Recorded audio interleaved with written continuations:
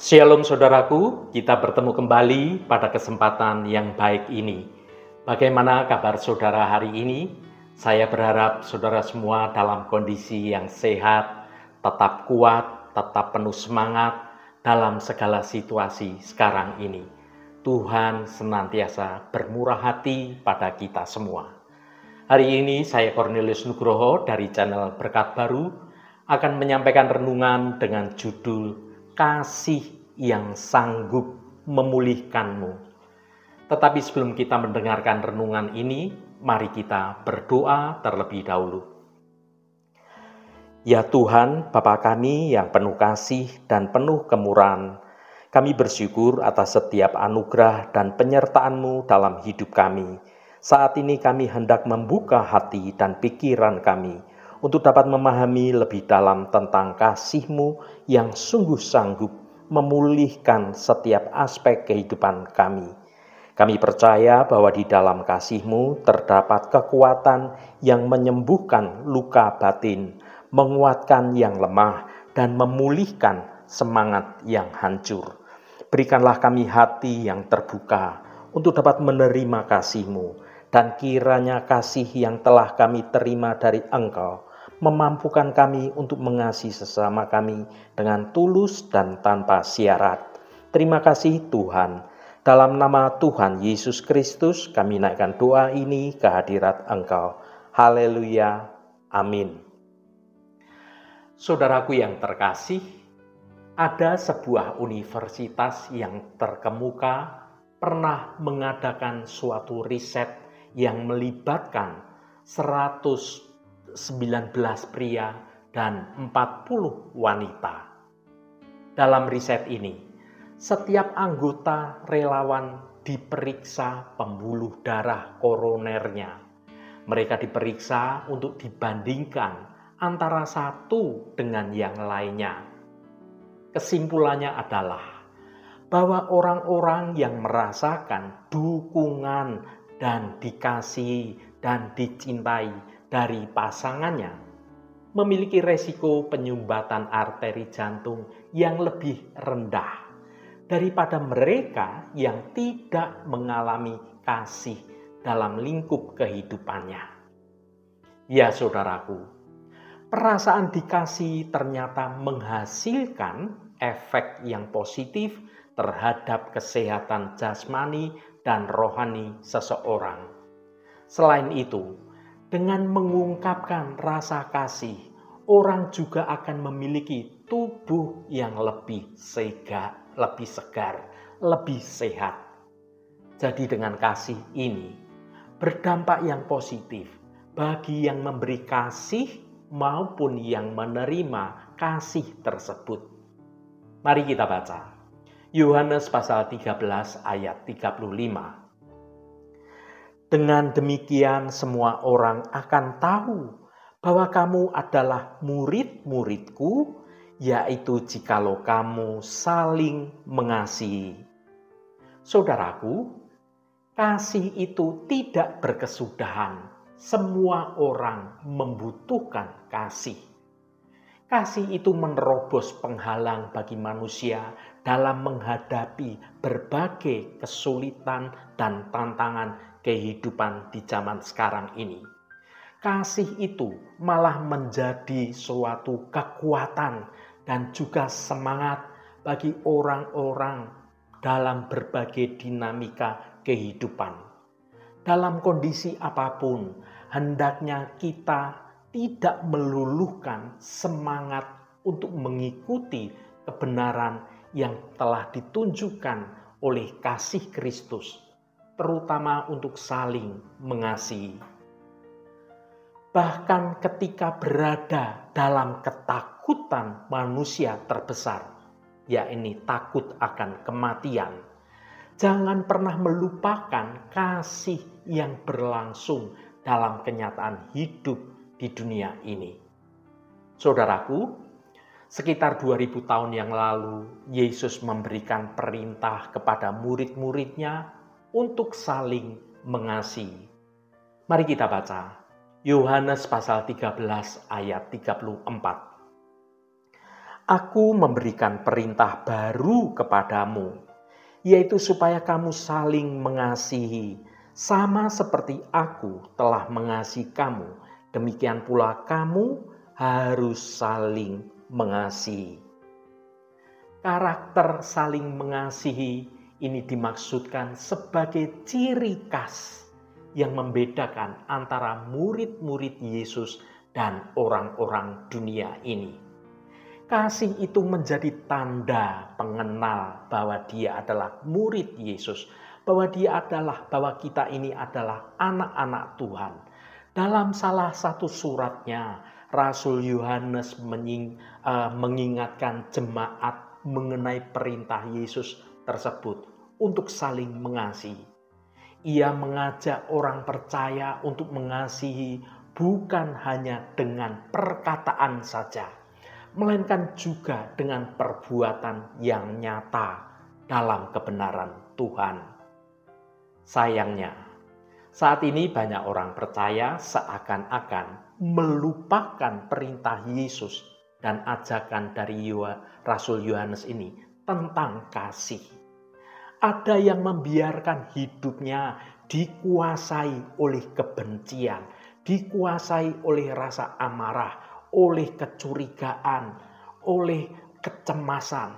Ada pula yang hatinya dicengkeram oleh dendam terhadap orang lain. Padahal semua itu hanya akan merugikan kehidupan orang tersebut.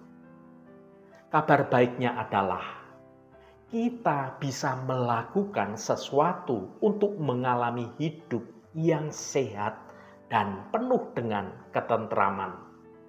Caranya ialah dengan berhenti menyimpan kepahitan dan mulai membiasakan hidup dengan mengasihi sesama, terutama mengasihi Tuhan Allah Bapa kita.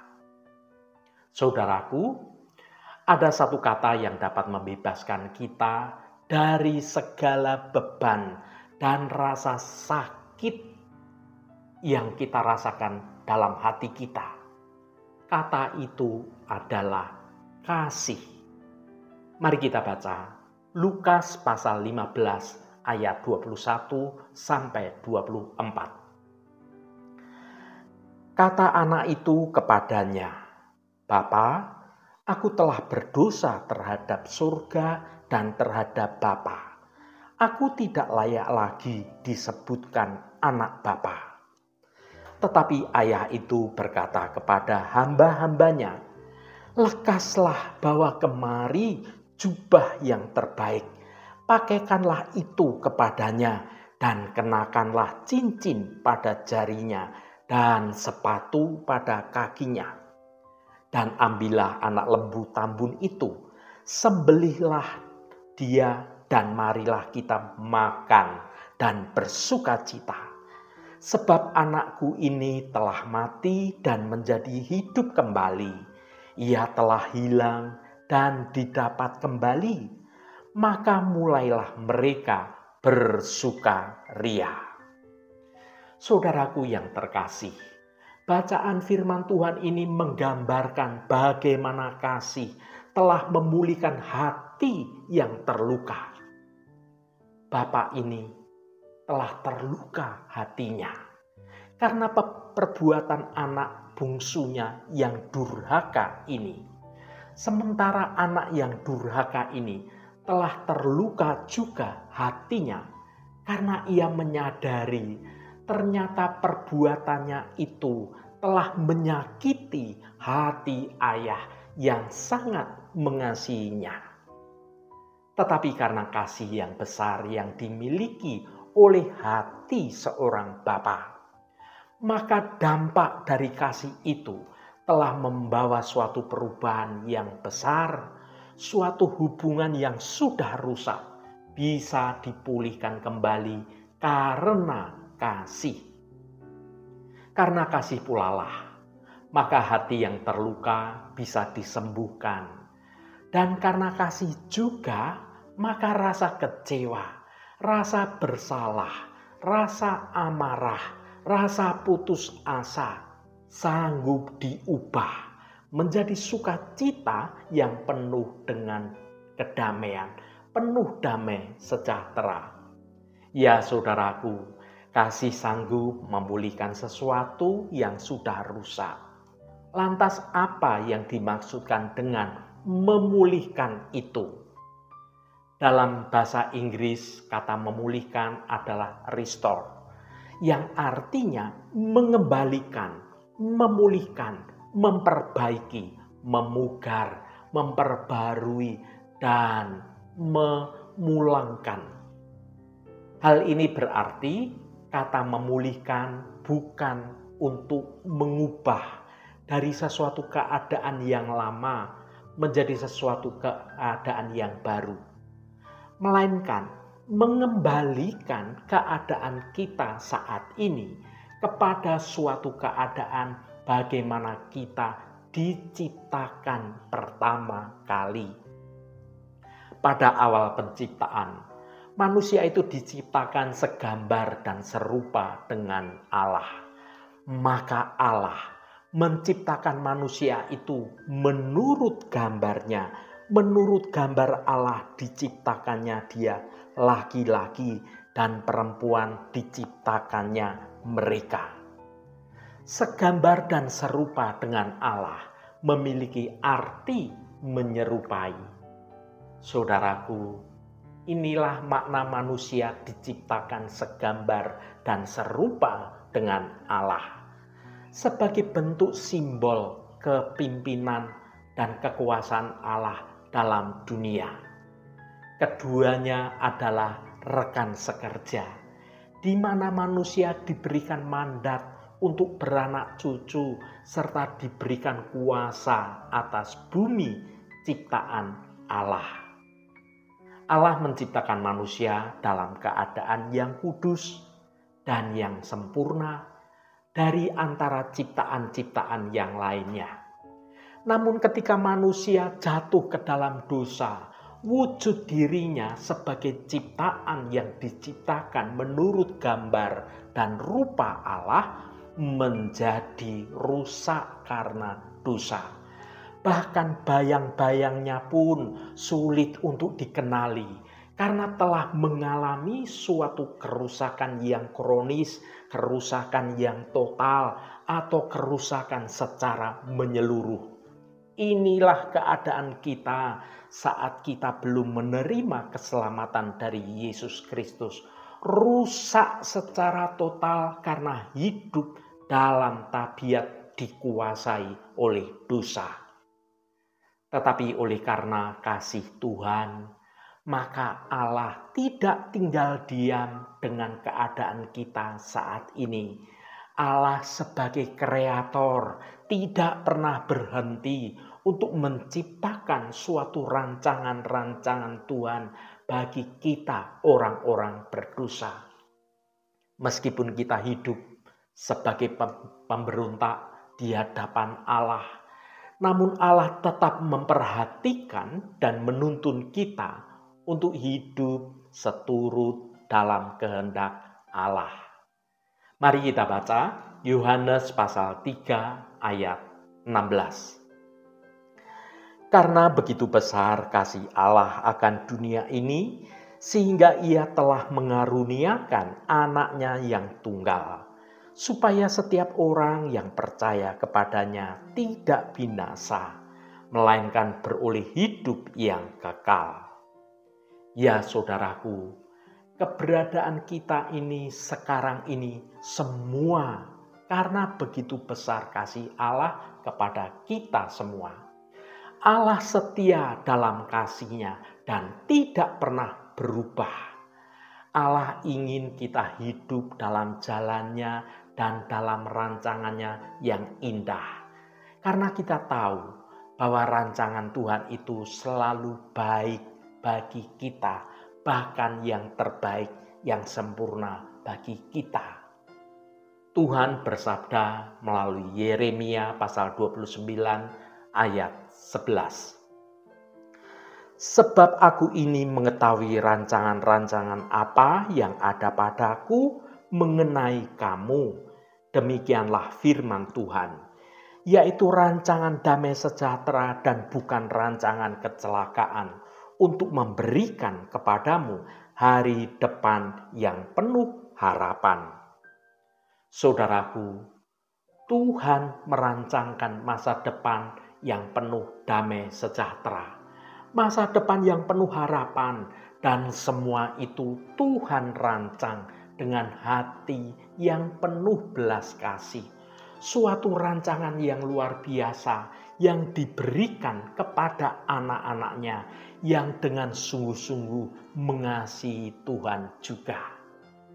Yang menjadi pertanyaannya adalah, mengapa pemulihan itu penting dalam kehidupan kita? Karena melalui pemulihan yang kita alami di dalam kasih Allah, maka kita akan menerima 4 hal, yaitu karena kasih itu kita menerima pendamaian dengan Allah. Karena kasih itu kita diadopsi oleh Allah, diangkat menjadi anaknya. Karena kasih itu kita orang berdosa telah dibenarkan oleh Allah. Dan karena kasih itu kita yang seharusnya binasa dapat memperoleh keselamatan yang kekal. Saudaraku yang diberkati Tuhan, sebagai penutup renungan hari ini, kita tahu kalau kita masih perlu banyak bertumbuh dalam kasih dan dalam iman kita. Sebab itu, marilah kita berdoa agar Allah mengaruniakan sukacita untuk terus dapat tinggal di dalam Tuhan, sumber kasih yang sejati bagi kita, untuk kita dapat menikmati persekutuan yang intim dengan Tuhan sebagai harta terbesar dalam hidup kita. Hanya dengan demikianlah kasih sejati dapat mengalir di dalam dan melalui hidup kita, mengalir keluar kepada sesama kita. Entah itu kepada keluarga, kepada sahabat, rekan-rekan sekerja, rekan-rekan sepelayanan, atau setiap orang yang Allah izinkan untuk dapat hadir dalam perjalanan hidup kita. Kiranya ini menjadi kerinduan dan doa-doa kita. Haleluya, Tuhan memberkati kita semua. Mari kita tutup renungan ini dengan berdoa. Bapa Surgawi yang kami sembah dalam nama Tuhan Yesus Kristus, terima kasih atas firman-Mu yang sudah kami dengar pada kesempatan ini. Bapa, terima kasih untuk renungan yang indah ini. Engkau telah mengajarkan dan memberi pengertian yang baru akan kasih. Terima kasih Bapa untuk kasih yang telah membawa perdamaian dan memulihkan hubungan yang telah rusak. Karena kasih-Mu saja yang telah menjadikan kami sebagai anak-anak-Mu. Dan karena kasih-Mu jugalah yang telah membenarkan kami, sehingga kami dapat memperoleh keselamatan dalam kekekalan. Biarlah melalui pertolongan Roh Kudus saja kami dimampukan untuk menyatakan kasih-Mu dalam hidup kami saat ini. Melalui kasih-Mu kami dapat melakukan tindakan yang nyata pada sesama kami. Terima kasih Tuhan. Tuhan berkatilah kami di sepanjang hari ini, dalam segala tugas dan aktivitas kami, dalam pekerjaan kami, dalam pelayanan kami, dalam studi kami, dan dalam segala usaha kami.